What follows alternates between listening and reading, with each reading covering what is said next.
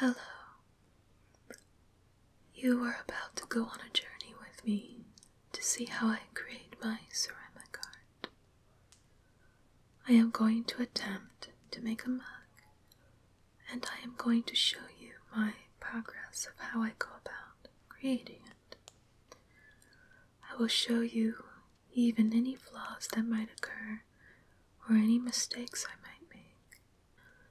And you could call this a visual pottery journal of sorts. I take my sponge and gently soak it with water to lightly dampen the green pad on the wheel. And then I am going to place the ball of clay down as center as I can get onto the pad. This normally involves smacking the ball of clay lightly onto the pad, ensuring it sticks in place. Water droplets cascade down onto the clay to make sure there is no friction as I start to center and shape the piece.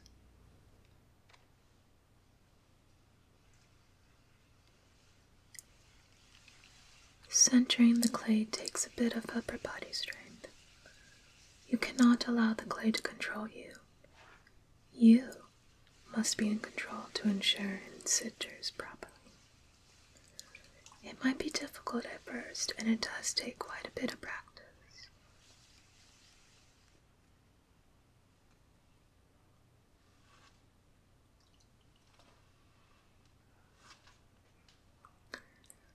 One could almost think of it like holding the world in your hands. Depending on how you treat it and shape it, it could thrive and prosper as a gorgeous planet.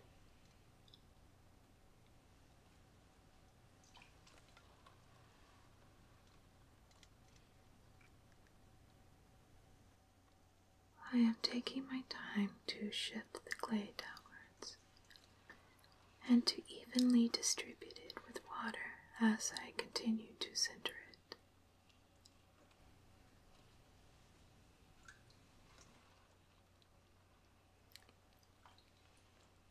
You can tell when your clay is centered when it appears to not be moving at all as you spin the wheel.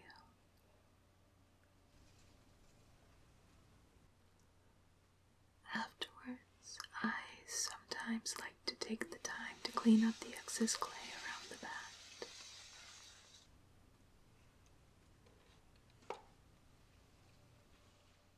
The leftover clay usually gets recycled so that I may use it again for a different piece.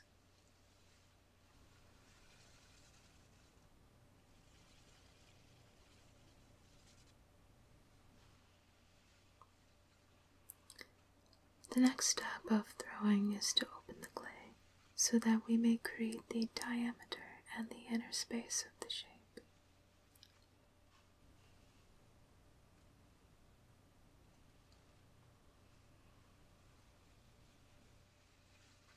There are at least a few different techniques of how potters go about this.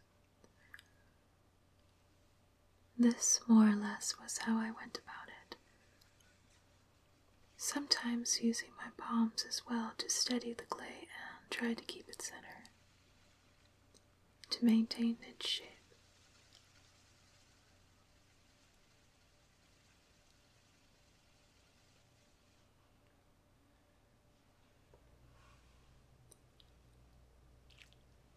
Here I am opening the piece, widening it by pulling softly outwards to create its base.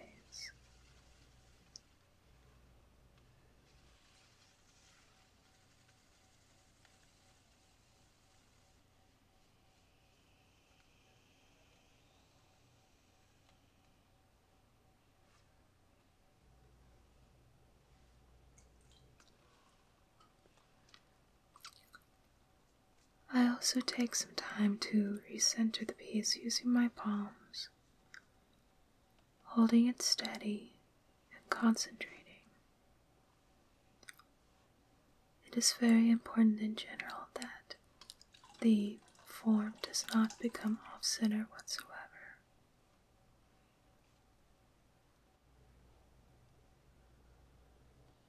Afterwards, I begin to smooth the base of the piece with a damp sponge.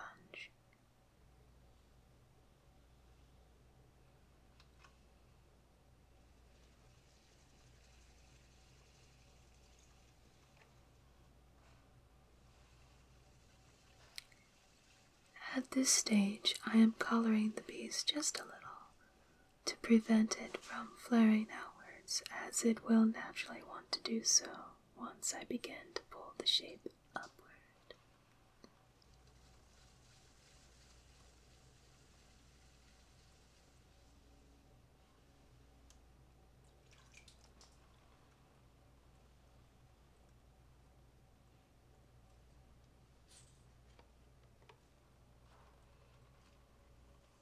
I begin the process of pulling my piece upward to create more height.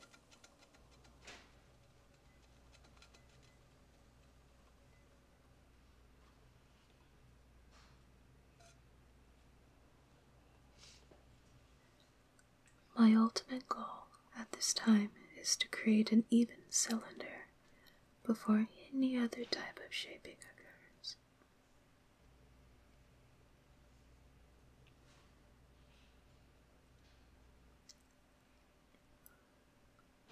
And again, I take my sponge to smooth out the base as much as possible before pulling any further.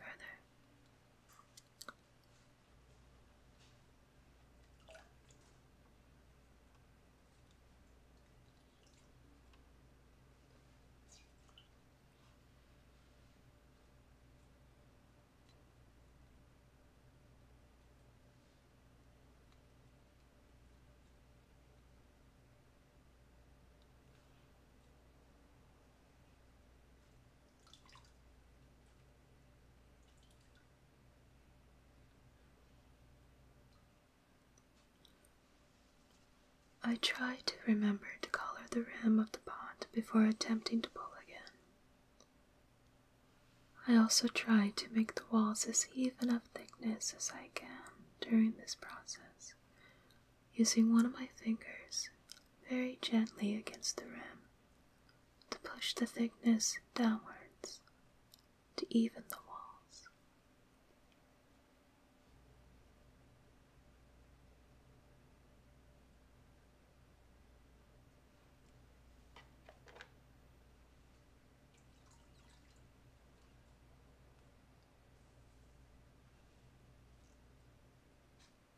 Usually, I like to use my wet sponge on the outside of the wall to help steady my hand while I make each pull.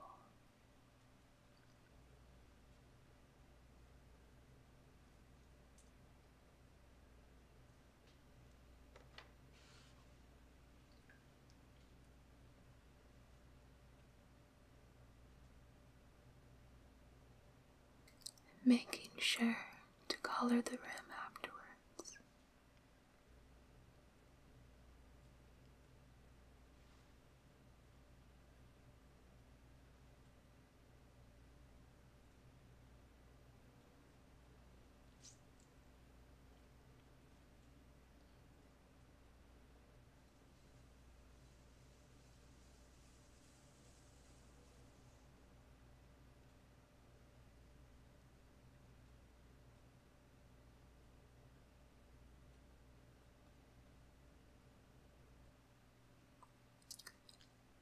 It is a good idea in general to color in other places of the cylinder too, to keep it as uniform in its shape as possible.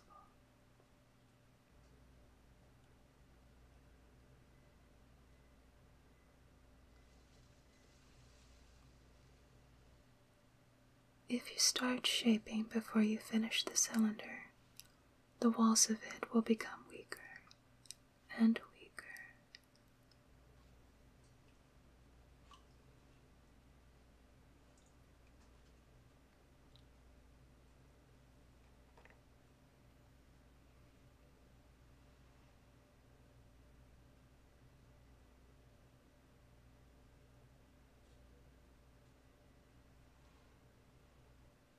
And it may collapse or grow too thin on you.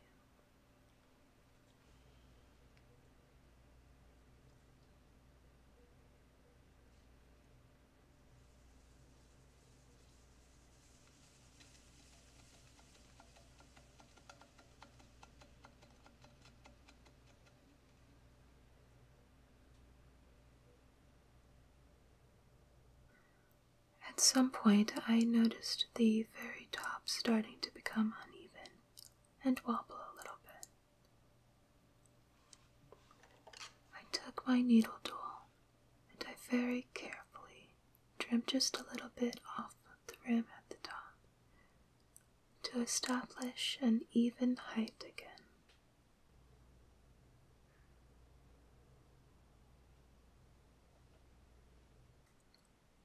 Later on, I pause to take a ruler in order to measure the height of the cylinder. I ideally like to reach about 6 inches tall before I start to shape the bees.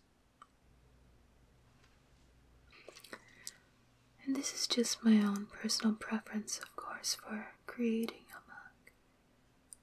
I typically like to make the mugs more Stein-like and try to make them as tall as possible. Though sometimes that might not always be the case.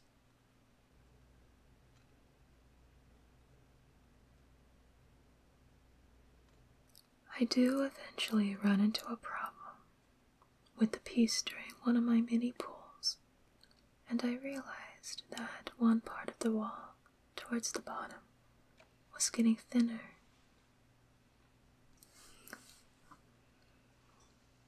I had to try to fix it and salvage this as best I could by coloring along the entire height, trying to make a steady wall again.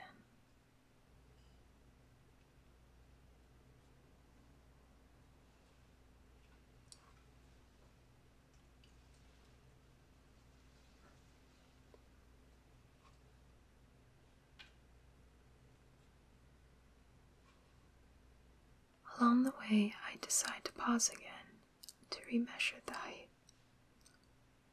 At this point, it did reach about 6 inches tall.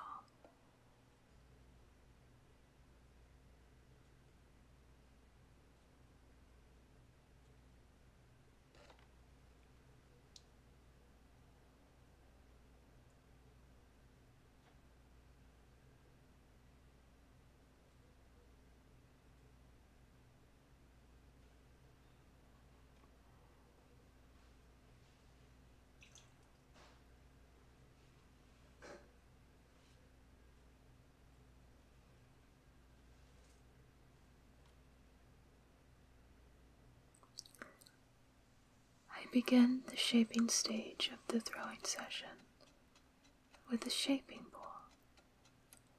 I start by gradually bellowing out the mid portion of the piece to create my ideal mug shape.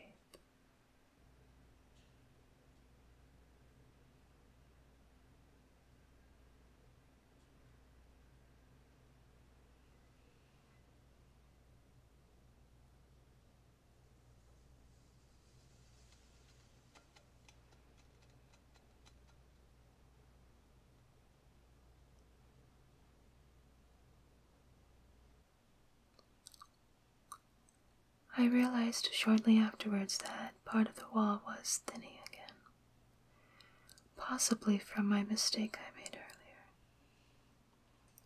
It was on the verge of collapsing.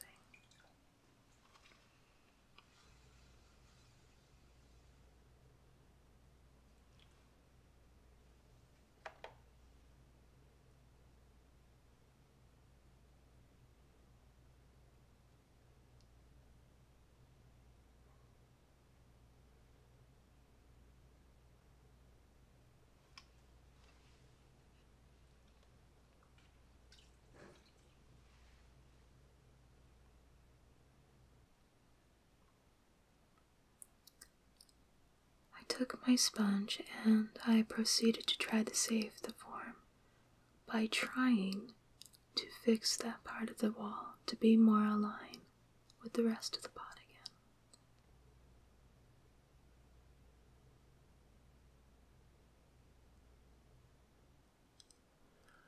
I decided to slow the wheel speed down and to take my time to fix the fold happening as best as I could manage.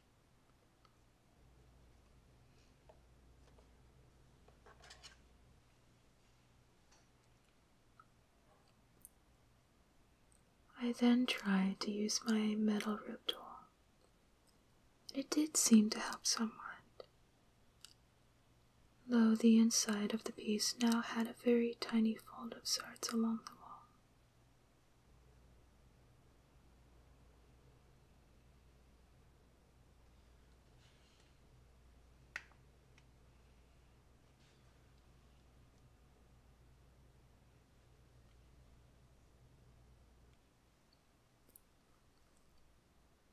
Taking time, I work on smoothing the appearance of the wall from the outside, as well as along the inside.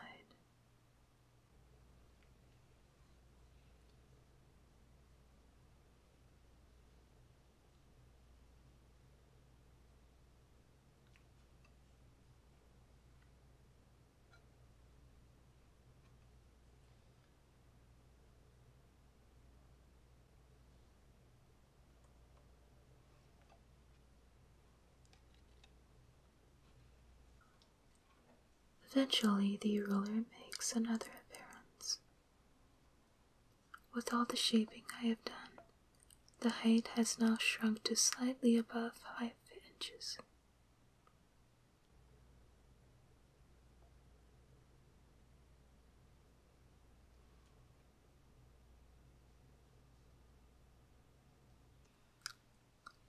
I go back to applying more shaping pools.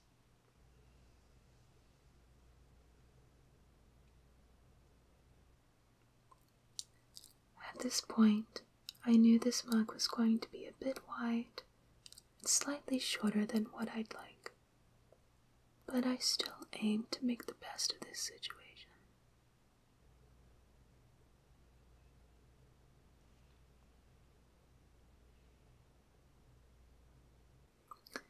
At the same time, I still run my fingertips along the inside in order to smooth away the imperfections that had formed there when the piece nearly collapsed on me.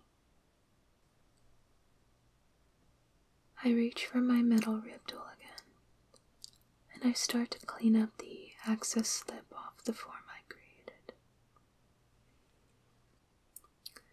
Slip is a word we use for very wet and liquefied clay.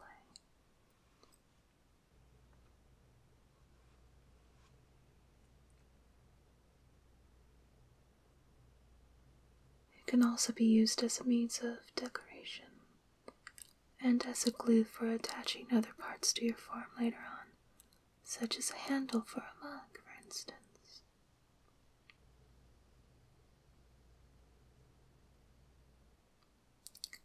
I wanted to make this piece as clean and smooth as possible on the outside.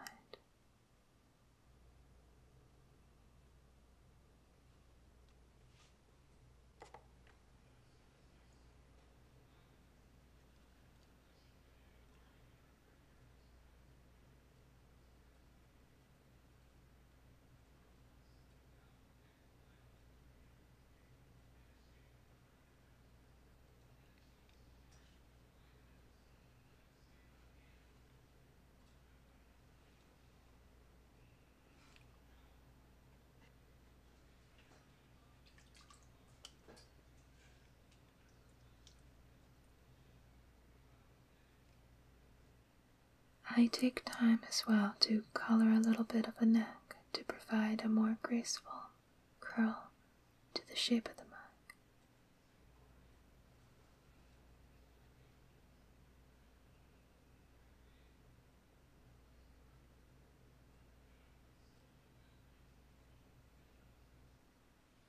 Towards the end, I step away to grab a small part of a paper towel, and I fold it to create a tool to refine the rim and create more of a lip for my mug.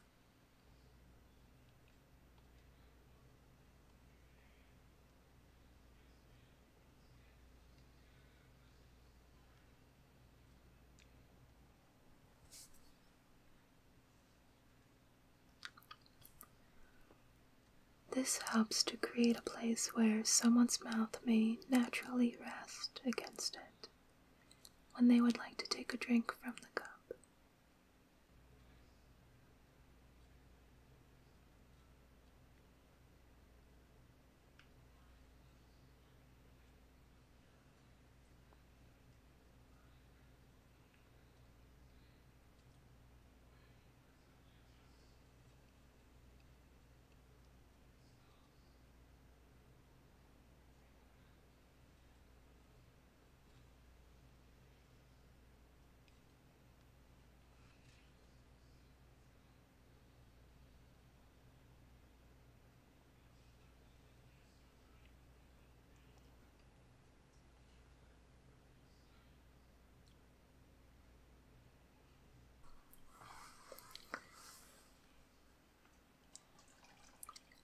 When I feel happy enough, I take my wooden trimming tool and I begin to lightly trim and remove the excess clay at the very bottom of my form.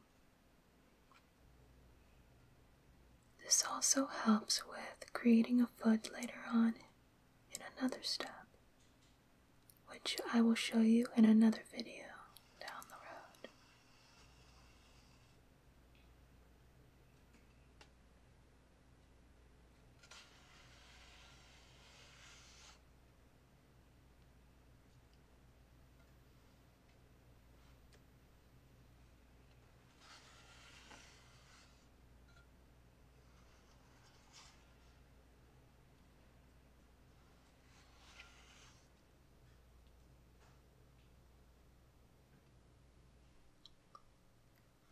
The leftover clay, of course, gets saved for recycling later on.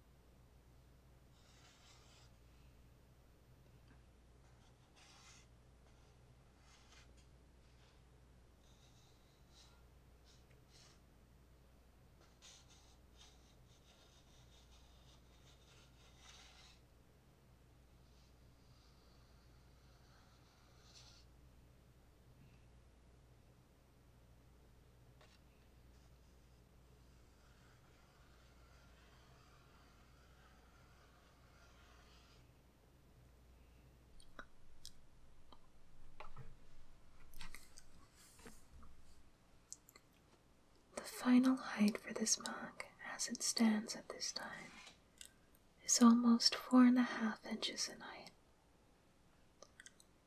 Though as a foot gets trimmed in my next video of this series, I do suspect it will get a bit shorter yet.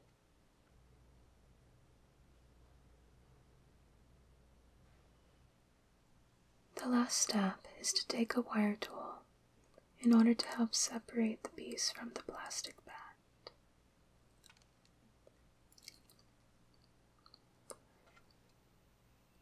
There are different methods for this step, but this is the one that I personally prefer to do.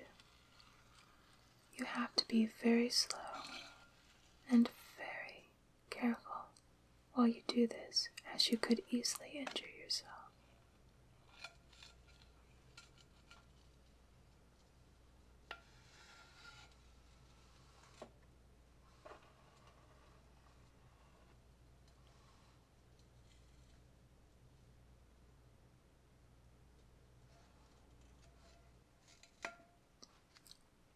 And there you have it, the final product of the throne shape that I made on the wheel. I sincerely hope you enjoyed this first part of my pottery journal series. Thank you for spending time with me, and as always, sweet dreams to you.